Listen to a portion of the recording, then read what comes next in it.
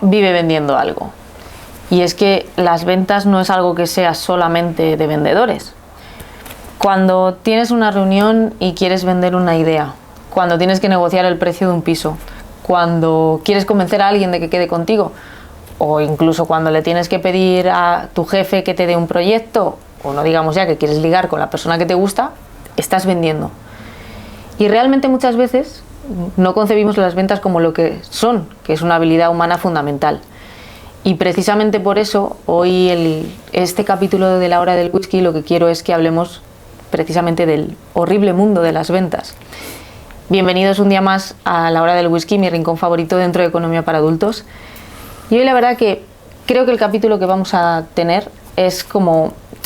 A muchos les dará esa sensación de, pero si yo no soy vendedor, no me sirve, paso, no, error.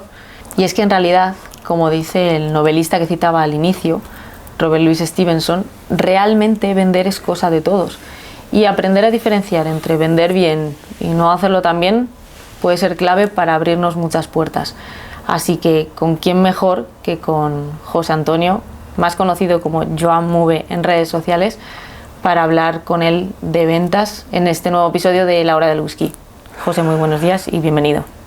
Muy buenos días, Elvira. Buenos días y muchas gracias. Y tienes razón, vender no es opcional. Desde luego que no, y es que, bueno, nuestro invitado lleva más de 25 años dedicándose al mundo de las ventas. Ha pasado desde vender a puerta fría a ser director comercial, ahora a dirigir grandes equipos y a CEOs a enseñarles a vender, ¿verdad? Sí, empecé vendiendo puerta a puerta, fue cambiando todo hacia la jefatura de ventas y de la jefatura de ventas a la dirección comercial. Y de la dirección comercial a estructurar departamentos comerciales y a enseñar a vender, pues al revés que hace todo el mundo, en vez de abajo a arriba, de arriba a abajo, desde la dirección hacia la parte de las ventas.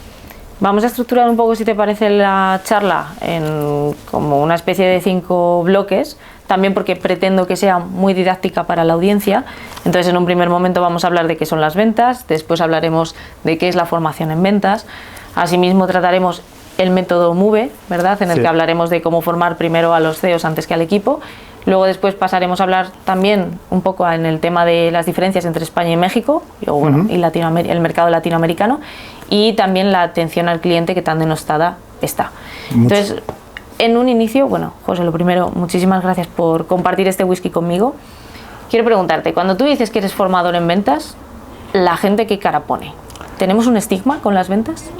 Todos tenemos estigma con las ventas. Pero de siempre, o sea, no es algo nuevo, no es porque haya muchos vendehumos ahora, sino porque los ha habido siempre. Estaban los que vendían crecepelos y los que vendían los jarabes que curaban todo. Desde entonces hasta ahora, las ventas siempre han tenido ese estigma. Ser vendedor siempre se ha malinterpretado como ser alguien que va a intentar engañarte. Porque a nadie nos gusta que nos vendan, pero a todos nos gusta comprar. Entonces, cuando nos van a vender, estamos siempre poniendo una barrera y siempre pensamos que nos van a engañar, cuando realmente las ventas no son eso. Y luego, cuando te he escuchado decirlo muchas veces, pero también a otros referentes del mundo de las ventas, que dice que vender no va de hablar más, sino de escuchar mejor. Hace poco le escuchaba también a Isra Bravo comentar esto. ¿Cómo llegaste a esa conclusión? Escuchando. Siempre se tenía, y yo soy de esa escuela, de esa antigua escuela, que el vendedor tenía que llegar y convencerte de que tienes que comprarle un producto. Y tenía que estar hablando hasta que te convenciera. Durante años 70, 90, yo empecé con las ventas finales de los 80, principios de los 90. En los 90 todavía seguíamos con esa filosofía de que teníamos que hablar mucho. El mejor vendedor era el más social, el que se relacionaba con todo el mundo. Había una cosa todavía que ahora ya no existe, o no existe igual, era la necesidad. Había que crear la necesidad. ¿Y cómo la creabas? Hablando. Antiguamente puede que hubiese más necesidades que ahora, o diferentes necesidades. Pero lo que nos ha ido llevando es a darnos cuenta que el hablar mucho es no darnos cuenta del problema de nuestro cliente. Y lo primero que para poder vender es saber qué problema tiene el cliente. Y eso es lo que te lleva a cambiar la mentalidad. Y decir, no tengo que hablar, tengo que escucharle. Porque tengo que solucionar el problema. Si yo no puedo solucionarte el problema, no te voy a poder vender. Y mucho menos ahora, con la cantidad de información que tiene cualquier cliente. Me está recordando un poco porque, bueno, te voy a contar una anécdota. Yo en su momento empecé, lo comentábamos antes, Sí. yo empecé en el mundo laboral y precisamente empecé dentro del ámbito de las ventas, vamos, de atención al cliente directamente al teléfono, y además teníamos que llamar de manera proactiva, es decir, no éramos como una especie de atención al cliente como lo interpretamos a día de hoy, ¿no? Entonces nosotros contactábamos con los leads que teníamos y me acuerdo que mi jefe en aquel entonces tenía unos auriculares, es decir, te iba escuchando mientras tú mantenías la conversación. Sí. Y hubo un momento en el que, no me acuerdo el nombre de la señora, pero sí sé que estaba hablando con una mujer, una potencial cliente, y en ese momento tiró los auriculares encima de la mesa y dijo, es que yo dije, joder, tan mal lo estoy haciendo. Pero independientemente de muchas cosas que se pueden sacar de aprendizaje de ahí, ¿qué nos dice esto de la cultura de ventas que hay en las empresas? ¿Realmente se enseña a vender? No. En las empresas, por lo general, no se enseña a vender. Se intenta contratar a un vendedor que tenga experiencia, se le da una mini formación y se espera tener resultados. Lo que suele pasar es que eso no llega nunca, o llega muy tarde. El vendedor se tiene que hacer a sí mismo en la calle con un nuevo producto o un nuevo servicio sin haber estado formado anteriormente. Y ese es el mayor error, porque lo que haces es que aumentas la rotación. En el mundo de las ventas puede que sea uno de los departamentos que más rotación tenga de cualquier empresa. Más del 67% de los comerciales no superan los 18 meses. Y más del 50% no supera el primer año. Con lo cual, eso te hace que tengas una rotación muy grande y nunca puedas sacar el potencial suficiente de los vendedores. El mayor error es no formar al equipo de ventas. Y cuando hablamos de formación en ventas, ¿qué es realmente formar a alguien a nivel comercial? Si tenemos por base de que cuando contratamos a alguien ya sabe vender, lo que tenemos que formarle es en cómo funciona la estructura de nuestra empresa. Si damos por hecho que la persona con la que ha pasado por recursos humanos es un vendedor y sabe sus técnicas, sabe técnicas de vender, sabe técnicas de negociación, sabe escuchar, sabe manejar un CRM, por supuesto, si hoy en día no manejas CRM, olvídate. Si sabes todo eso, la formación depende de que haya estructura en la empresa. Y esa estructura de la empresa se la pasemos al vendedor. Y tiene que haber un acompañamiento. No puedes soltar al vendedor sin que haya primero un acompañamiento. Aparte que después tenga que haber formaciones continuas y periódicas, por supuesto. Si la empresa es grande y tienes jefe de ventas, que el jefe de ventas tiene que dar parte de las formaciones a los vendedores, también, por supuesto. Pero en venta la formación tiene que ser continua. Y antes, cuando entra un vendedor de fuera, primero es un onboarding mínimo de 30 a 60 días. Eso cuando viene de fuera. Otra cosa es formar desde dentro para que crezcan dentro del departamento comercial. Yo siempre abogo más por buscar el vendedor dentro de tu propia empresa, aunque no esté en el departamento de ventas. Anda. Y claro, por ejemplo, en la parte de formación que tienes, he visto que hablas de SDR, CAM, Pipeline, todos estos conceptos que no sé si nos los puedes explicar un poco para que también la audiencia lo entienda, y sobre todo, ¿cuántas pymes conocen esta terminología en materia de ventas? La verdad, la conocen bastantes, pero no suficientes. Es bastante el número de empresas que cada vez conocen más la terminología del departamento comercial. Cada vez los directores comerciales suelen estar más formados. Lo que no saben o no tienen bien estructurado es los roles que tiene que tener cada uno.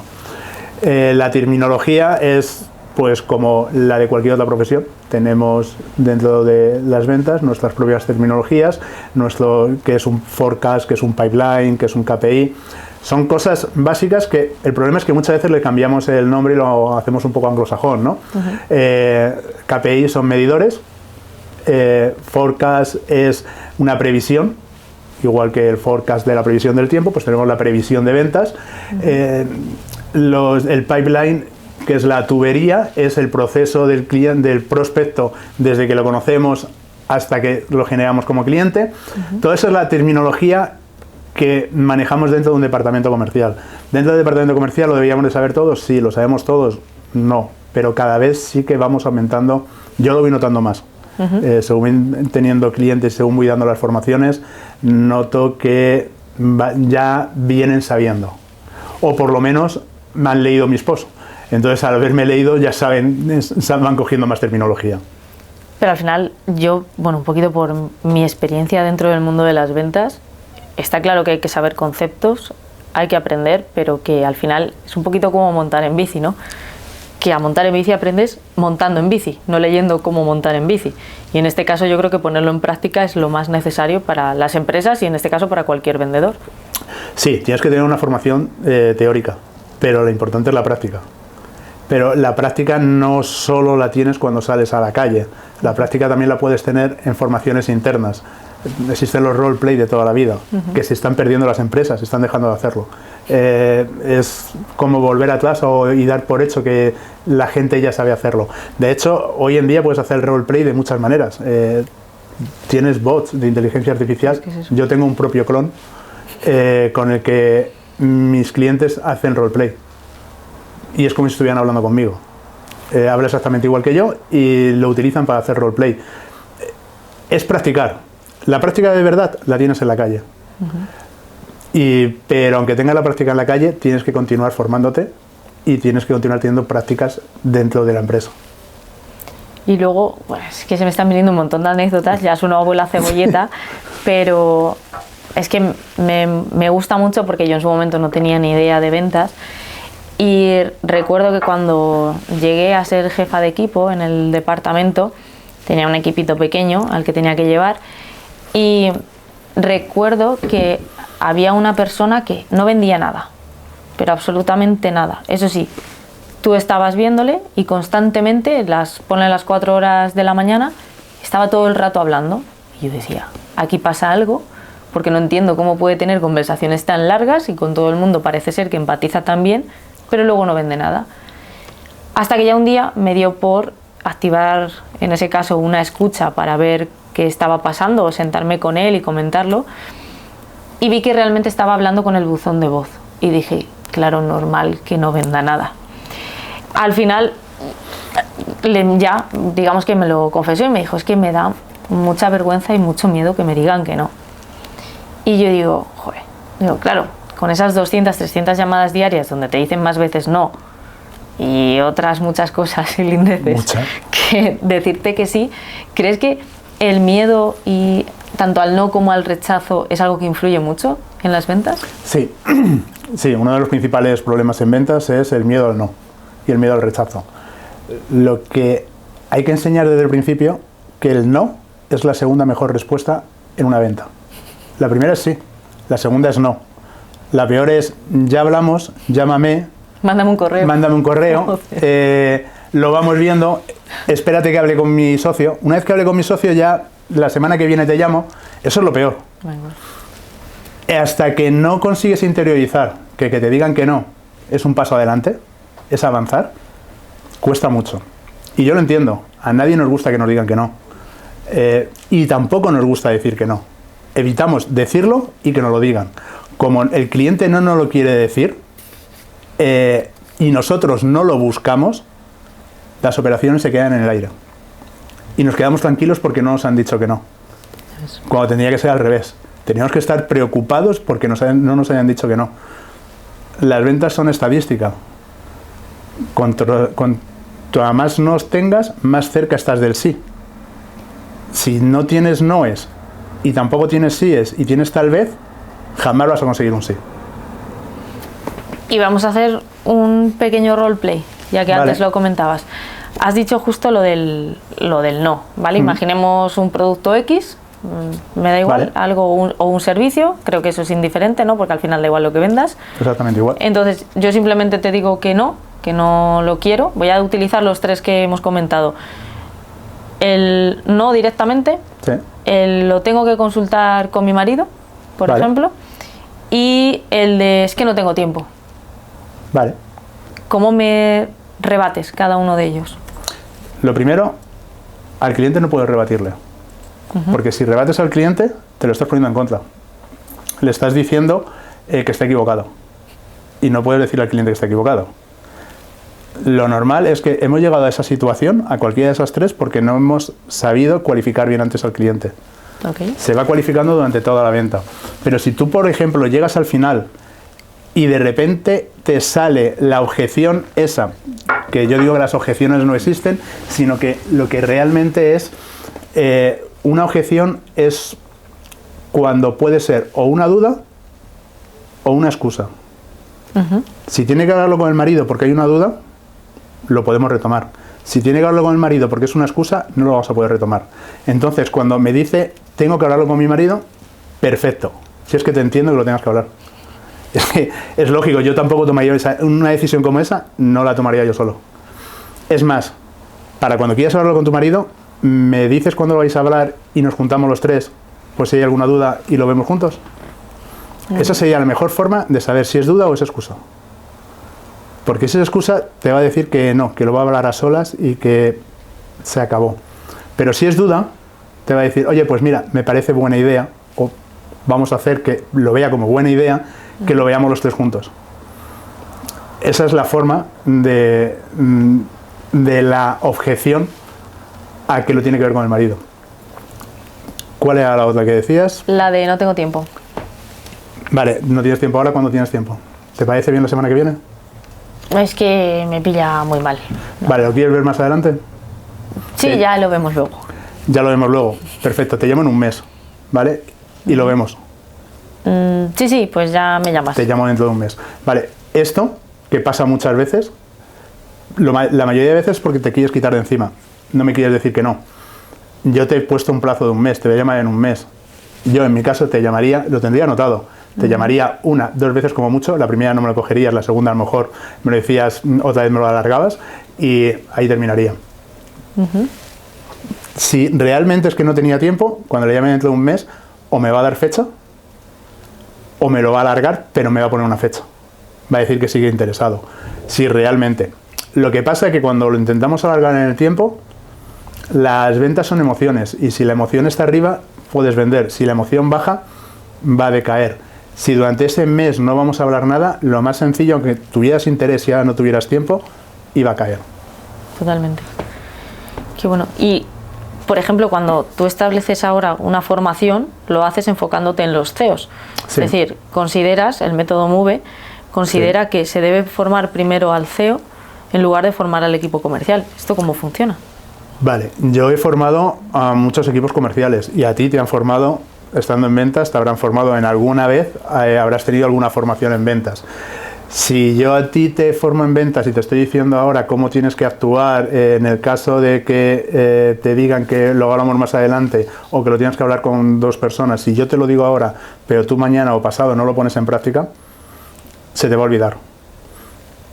Vas a dejar de hacerlo. Yo te doy una formación estupenda y a ti se te olvida. Si yo estructuro la empresa desde arriba y ponemos las normas de cómo vamos a trabajar la empresa, desde el CEO hasta el vendedor, pasando por el director comercial, el jefe de ventas, hacemos una política comercial y estructuramos todo desde el principio con los roles de cada uno, hasta dónde llega cada uno y hasta dónde puede pasarse o no pasarse, cómo se hacen los SLA, los tiempos de respuesta, cuáles son las KPIs que vamos a medir, cómo vamos a tener un pipeline, que es dónde está el prospecto en cada momento y por qué va a estar ahí. Y tú en el CRM tienes que ponerlo porque tenemos una metodología. Cuando lo hacemos desde arriba hacia abajo, todo el mundo trabaja igual. Luego formas al equipo y va a continuar trabajando de esa misma manera, que es de la manera que queremos que sean reactivos. Si no tienes esta estructura, tú das la formación, habrá quien coja un 30% y se lo quede, habrá quien coja un 10% y habrá quien no coja nada. No habrá funcionado. No digo que las formaciones de ventas no funcionen. Digo que funcionan mucho mejor cuando tienes estructura. Porque vas a aprovechar el 100% de la formación. Y luego también por lo que hablabas antes de la rotación, ¿no? Si estoy formando a gente constantemente.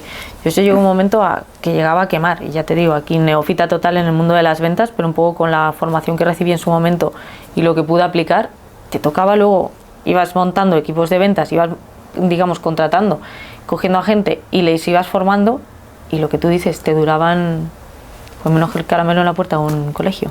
Nada, porque no tienen... Uno de los principales problemas es que no tienen liderazgo.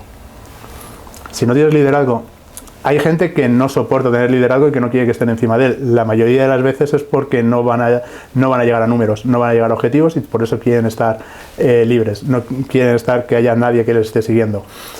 Pero cuando tenemos liderazgo desde arriba hacia abajo y muy claro cuáles son las metas y los límites de cada uno, la gente trabaja más a gusto. Y es más sencillo que la gente se quede dentro de la empresa. Entre otras cosas porque de esta manera van a llegar objetivos. Y en ventas vivimos de las comisiones. Si llegan objetivos, cobrarán las comisiones. Si no llegan objetivos, empieza a haber los malos rollos entre todos y enseguida ya estás escuchando que hay otra empresa que es la misma, que trabaja igual y encima llegan objetivos y empieza la gente a irse. Has dicho la palabra maldita, comisiones. Sí. Dios mío, que parece que la gente, cada vez que escuchamos esta palabra, es como rechazo absoluto. Sobre todo yo creo porque hay una cultura, ¿no?, que al final, pues el funcionariado, el tener un sueldo fijo todos los meses, es algo que está muy anclado en la sociedad, y que le digas a alguien que se tiene que, que tiene que mover el culo y realmente que cada mes va a ser diferente, no solamente en función de las oportunidades que haya, sino de lo bien o no que lo haga, creo que también es algo que ayuda bastante a que el mundo de las ventas esté tan mal visto. Sí, y además te digo una cosa. Últimamente llevo 2 años que lo que más me encuentro son CEOs preocupados porque las comisiones sean lo más ajustadas para que los vendedores ganen más dinero. A lo que más tiempo le dedicamos en las formaciones... O sea, ¿más ajustadas te refieres que sean lo más bajas? No, que se ajusten a la realidad. Ah, ok. O sea, no ajustado de cantidad, sino ajustado a la realidad.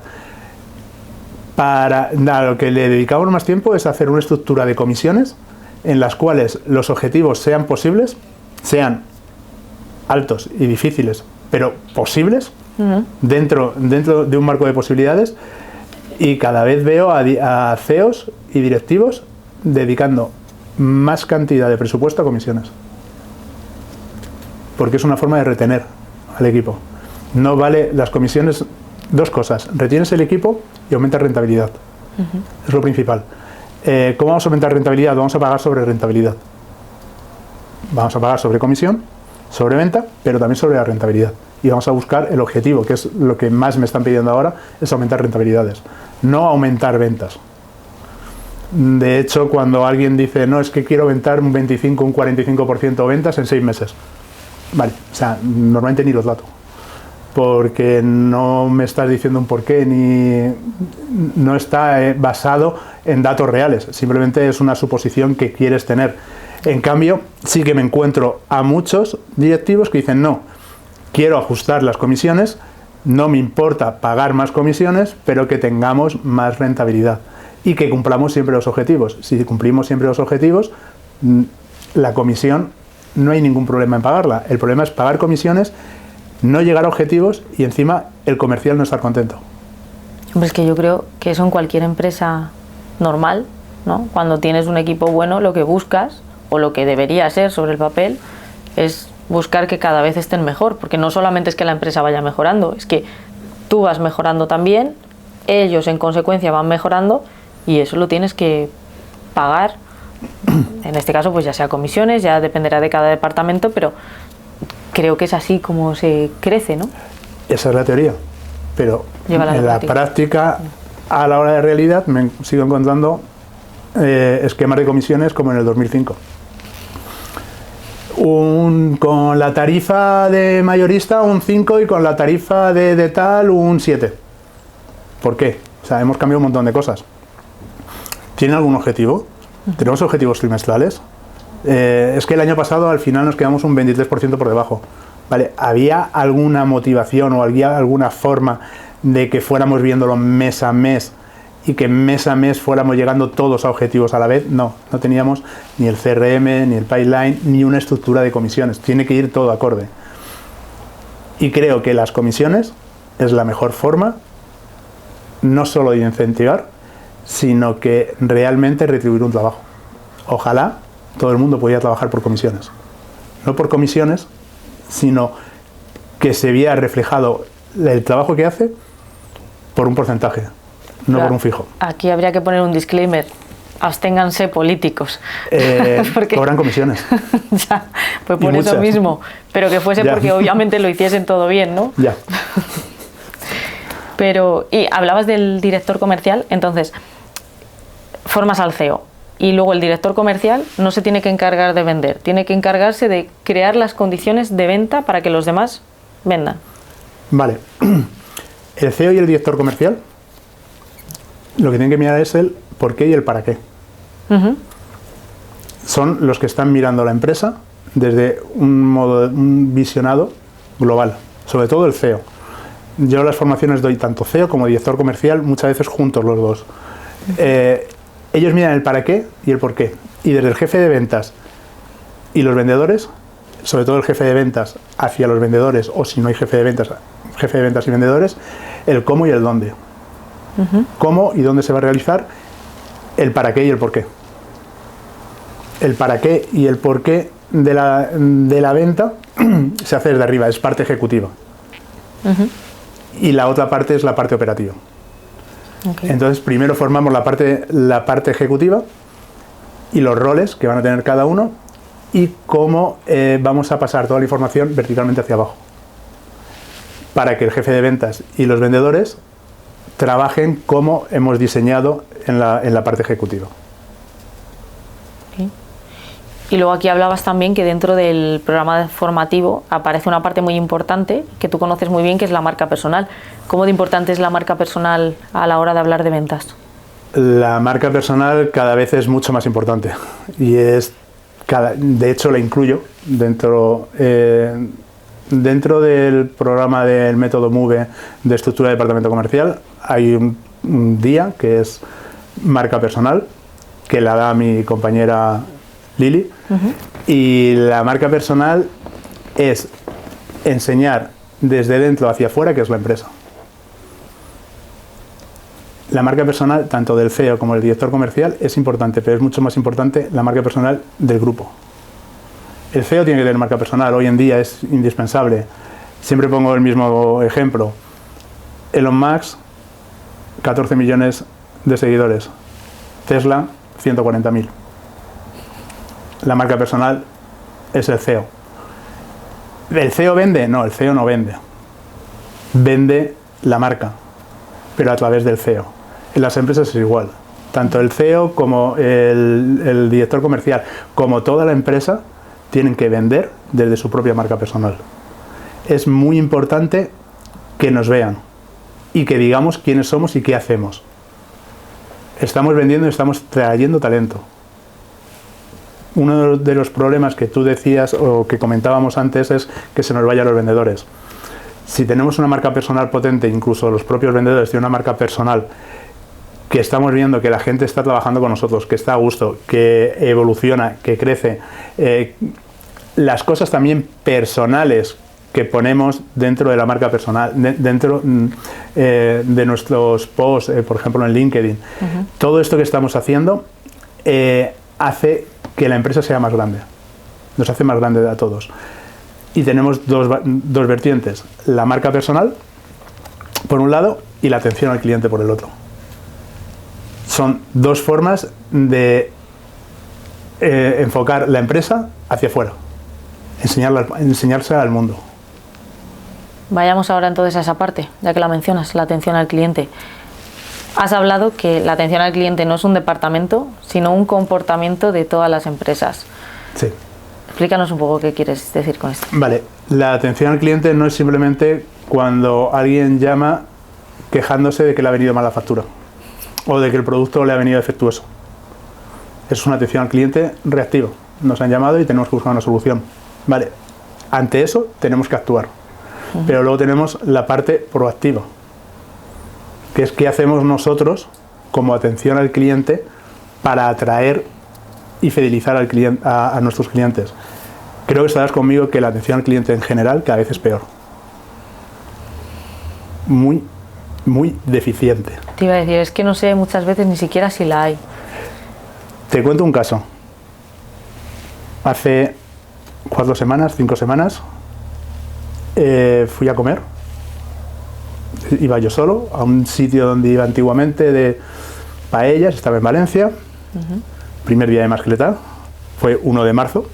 Entonces, fui a un sitio donde había ido más veces, no había mucha gente y ya no era el mismo sitio, pero da igual. Además es una cadena de un nivel medio, alto. Sí.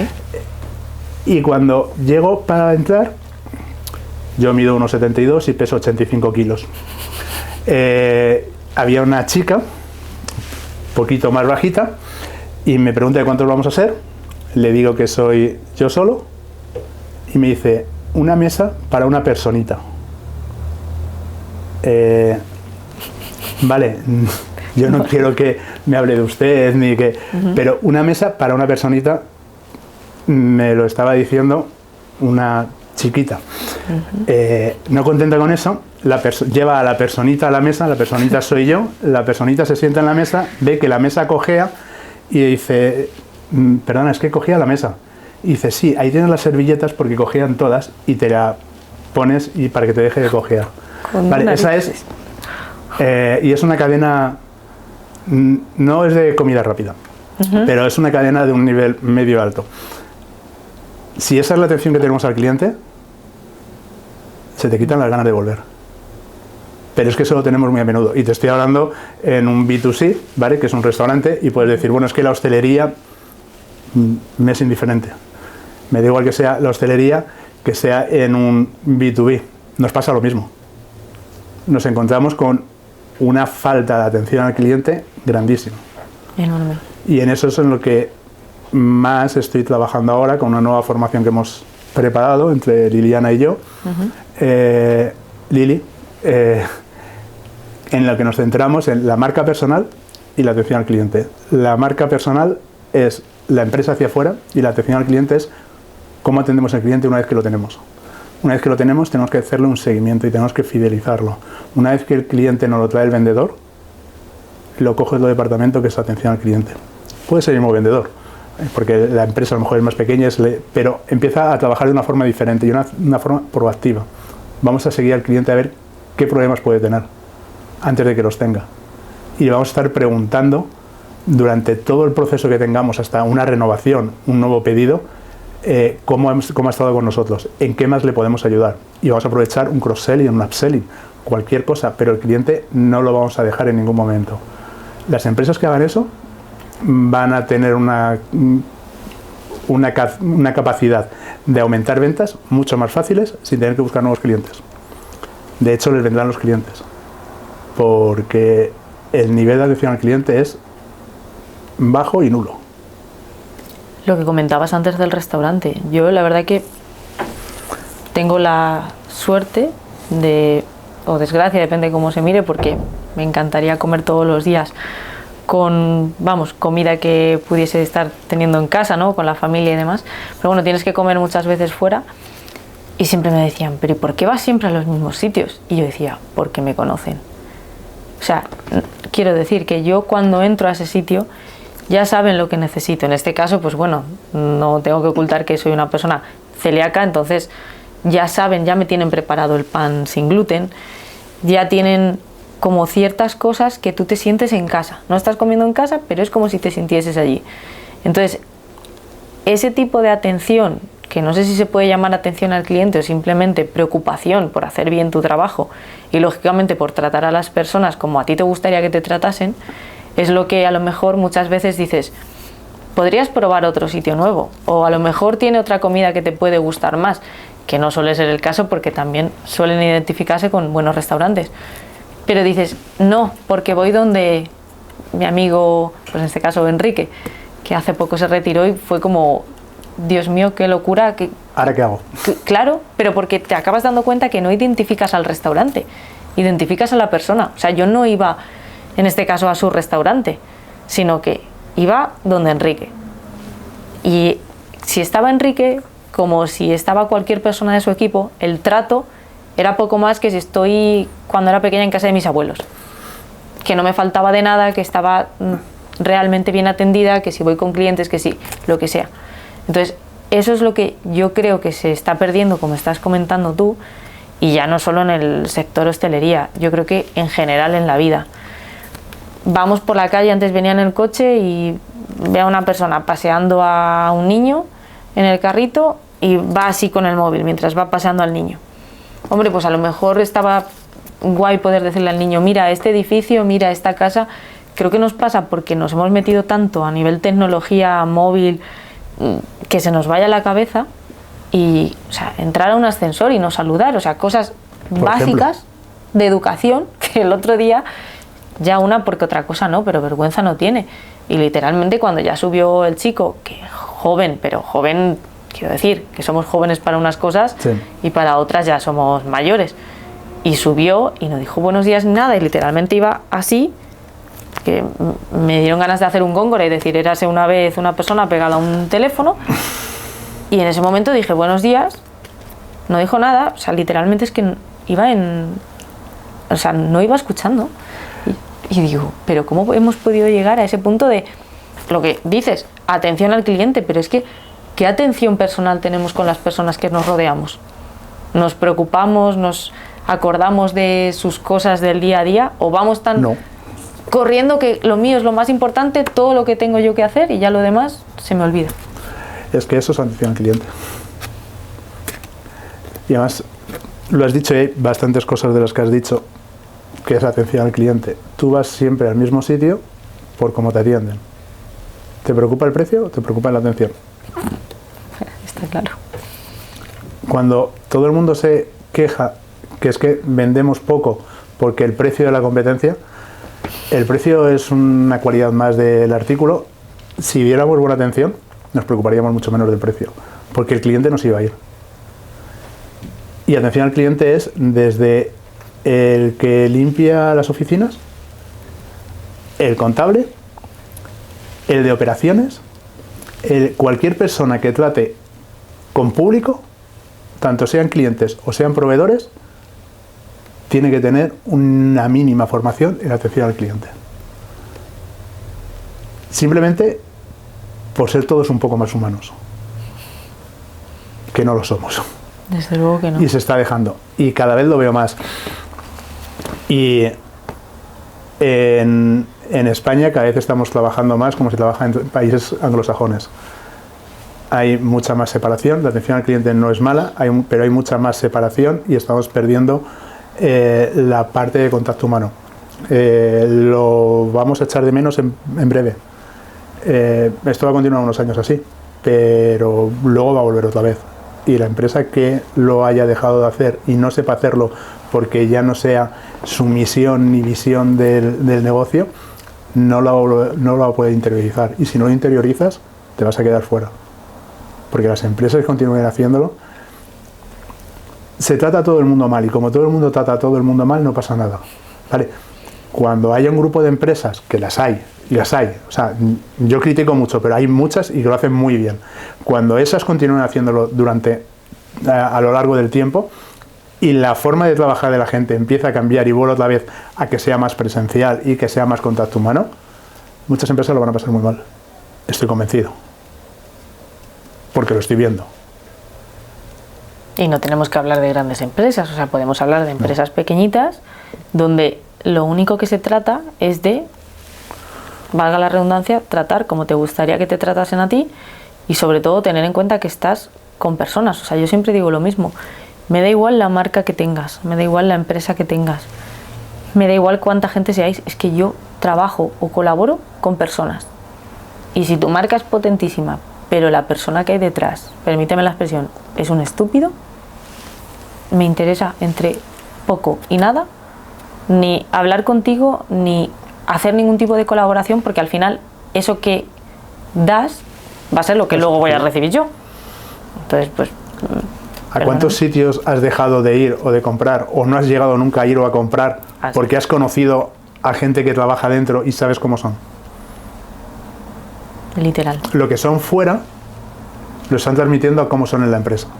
Y dejas de atender a una empresa y de ir a una empresa porque sabes cómo es parte de la gente que trabaja allí. Aunque sean 2 y la empresa sean 200. Sí, total. Y bueno, hablabas... Perdón, ¿ibas a decir algo? Hablabas antes del mundo anglosajón. Me quiero ir un poquito más a la parte de América Latina. Sí. Porque sé que bueno, también das mucha formación tanto en México como en otros países, y me gustaría preguntarte si notas alguna diferencia a nivel de departamentos comerciales entre España y América Latina. Vale, yo vivo en Canadá, con lo cual tengo una visión bastante amplia de cómo es el mundo anglosajón, y luego tengo una visión bastante amplia de cómo es España, que es donde empecé y donde sigo trabajando, y cómo es México y América Latina. Tenemos muchas diferencias y también nos unen muchas cosas. Para mí América Latina es a la hora de la forma de trabajar en ventas es como los años 90 en España. Mucha más cercanía de la que tenemos ahora en España. En España se está alejando, por lo que estamos diciendo, se está separando la cercanía al cliente. Ya no es igual como era años atrás. No hay una atención y un trato al cliente tan dedicado como lo hay ahora, como lo está haciendo América Latina, como lo hace México, como lo hace trabajo con México, con Perú, con Ecuador, con Colombia, con Nicaragua, con Guatemala. La atención que tienen al cliente es mucho más detallada y mucho más esmerada que la que tenemos en España. España nos estamos acercando más a la forma de trabajar anglosajona. El problema de trabajar de la forma anglosajona es nos estamos distanciando del cliente, pero son mucho más profesionales. Entonces, nosotros si nos distanciamos del cliente y no somos más profesionales, y no digo porque no seamos buenos, sino allí la profesionalizar, por ejemplo, para vender casas, o sea, ser un real estate en Canadá es una carrera universitaria, cosa que aquí no es. Si nos estamos alejando de la atención al cliente como tiene que ser y no tenemos tampoco esa formación ni esa exigencia de tener un título para poder realizar un trabajo, estamos yendo hacia atrás. Queremos hacer una forma de trabajar como países anglosajones, pero sin tener la materia prima de la educación. Entonces estamos mezclando ambas cosas. Creo que esto romperá, evidentemente. Tenemos que volver otra vez a lo que he dicho antes, ser más como está siendo México o Argentina, por ejemplo, más cercanía, volver a la cercanía. Esto que nos está separando ahora, hay que volver otra vez a tener más cercanía. Lo principal que nos diferencia es eso. El resto, la forma de trabajar es muy parecida. Con la otra diferencia que en los países latinoamericanos les gusta más formarse. Se forman mucho más. Y no solo por mí, o sea, en general, les gustan más las formaciones. Están mucho más abiertos a formarse. Yo siempre me encuentro con vendedores que rechazan lo que les puedas enseñar, no yo, sino cualquiera, porque saben hacerlo. En cambio, en México es, enséñame, aunque sepa. Te digo México como te puedo decir cualquier otro país. Son más receptivos a recibir formación, a quererla recibir y a buscarla. El problema del ego. Es que el ego es bueno hasta cierto punto y es necesario, pero hasta cierto punto. Y aquí se nos ha ido las manos con el ego. Y en muchos casos a lo mejor sin justificación. Sin ninguna justificación. Y además, o sea, qué triste tiene que ser no sentir un día que has aprendido algo nuevo, ¿no? Quiero decir, o sea, cada uno podemos tener un ego mayor o menor y más o menos justificado, pero sobre todo tener también la humildad, ¿no? Que muchas veces se nos llena la boca de decir la palabra humildad. Sí, pero no la tenemos. Pero, bueno, lo has dicho tú, no lo he dicho yo. Lo he dicho yo, no la tenemos. Pero sí que es verdad que todos los días aprendes algo nuevo. O sea, yo, por ejemplo, en esta charla contigo, a nivel ventas, estoy aprendiendo un montón. Espero, de hecho, que los suscriptores también lo estén haciendo. Esperemos. Pero, o sea, todos los días tienes la oportunidad de hablar con alguien, lo que hablábamos. Hablas con alguien, te vendes o te vende o simplemente le conoces y aprendes algo nuevo. Y eso es maravilloso. Y si encima te va a ayudarte a formarte, en este caso, para ventas, para que mejores, para que factures más, para que XXX, ¿dónde está el problema? El problema es que nosotros ya sabemos. Es que yo llevo X años vendiendo. Yo sigo aprendiendo. Yo sigo aprendiendo todos los días. Trabajo con, no muchas, porque llevo pocas empresas a la vez, pero al cabo del año estoy en muchos sectores. Y cada vez que estoy en un sector aprendo algo nuevo. Intercambiamos. Yo les enseño a estructurar, pero yo también aprendo cómo funciona un sector que a lo mejor no conocía o no tenía tanta cercanía a él, y aprendo un poco más del sector. Aquí en España nos cuesta. Tenemos mucho ego. Y trabajo con empresas españolas y sin ningún problema con la mayoría. Pero, bueno, con la mayoría, con todas. Realmente, no tengo ningún problema con ninguna. Si no ven el capítulo y mañana te dicen contrato cerrado. No tengo problemas. No, pero puedes tener más diferencias, pero eso me pasa tanto en México como me pasa también aquí en España. Hay con algunas que tienes más diferencias y tienes formas de verlo diferente y no pasa nada, llegamos a un acuerdo y vemos cómo ponemos la mejor solución para la empresa, ¿no? Y luego lo que siempre hacemos, prueba, y después de una prueba, seguimiento, y vamos cambiando. Y no hay ningún problema, pero me cuesta mucho más que las empresas se abran, pero mucho más. Sobre todo cuando, no me ha pasado una vez, me ha pasado bastantes veces, cuando el CEO está convencido de que lo que quiere contratar para el departamento soy yo y el motivo por qué lo quiere contratar. Yo siempre tengo una reunión con todos antes de tener nada, y después de tener la reunión ha habido demasiadas veces para lo que tenía que haber sido, de no seguir adelante. O sea, yo no verlo claro, porque saber que no lo van a aprovechar, o directamente el director comercial decir que no lo ve necesario. Eso pasa muy a menudo. Pasa bastante a menudo. O sea que si podemos decir que el problema del vendedor español medio es el ego, sí, según lo que extraigo, ¿cuál dirías que es el problema del vendedor latinoamericano medio? La constancia. Joder, bendito problema, ¿no? No, el problema es que no tienen constancia. El problema es la constancia. El problema de Latinoamérica es problema. No tienen tantas tasas de paro como nosotros. Y en el mundo de las ventas, en el momento que no te va bien, cambias de trabajo. El problema mucho más que aquí. En España, cuando un vendedor no funciona, lo cambias. En México es que se te van. En Guatemala se te van. En Perú se te van, porque hay mucho más trabajo. Y yo siempre lo digo en las formaciones, pregunto a los vendedores por qué estáis aquí, por qué estáis vendiendo. La mayoría es porque es su vocación. Y luego la realidad no es esa. La realidad es porque no había otro trabajo. Entonces en México me pasa mucho que hay mucha rotación. Hay mucha rotación porque no es el trabajo que quieren, y en el momento que no llegan o sea, lo han cogido porque no había otro, es el primero que han pasado, y en cuanto puede, pues cambian. Aquí tenemos el ego y allí tenemos... El problema es que cambia mucho el trabajo. La falta de constancia. Sí, no tienen constancia. Y José, esta última pregunta, ya me permito lanzártela a ti, pero también a nuestra audiencia. Y es que, bueno, ya sabéis que nos podéis contestar en los comentarios de YouTube o también a través de redes sociales. Y es, ¿qué idea crees que está muy arraigada entre las personas en el mundo de las ventas, pero que es realmente falsa? Que todos los vendedores vendemos humo. ¿No es verdad? Solo algunos. Sí, pero no son vendedores. Son vendehumos. Son vendehumos. Pues José, de verdad, muchísimas gracias por acompañarnos hoy en La Hora del Whisky. Ha sido un verdadero placer.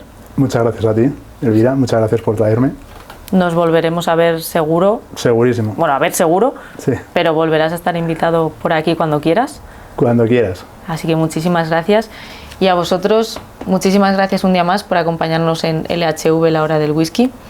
El aprendizaje que podemos sacar de este capítulo, aparte de todas las nociones que nos ha dado en el terreno de las ventas José, también ha sido toda la idea de pensar que ese error que tenemos muchas veces de decir, es que lo de las ventas no va conmigo porque no me dedico a eso, nos lo tenemos que quitar de la cabeza, porque realmente si aprendemos bien sobre ventas, nos puede abrir muchas puertas. Así que lo dicho, todos los que no estéis suscritos al canal de YouTube, ya sabéis, activad la campanita y le dais al me gusta si os ha gustado este vídeo y lo compartís. Y los que no estéis suscritos a la newsletter de Economía para Adultos, es el momento de hacerlo. Ahí es donde enviamos el resto de tips y todas las cuestiones fuera de cámara. Así que lo dicho, nos vemos en el próximo capítulo de La Hora del Whisky y hasta entonces, seguid invirtiendo con criterio, con cabeza y sobre todo cuestionando todo lo que sucede a vuestro alrededor.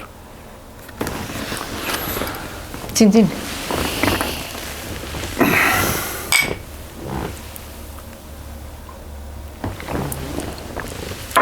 Muchas gracias. A ti.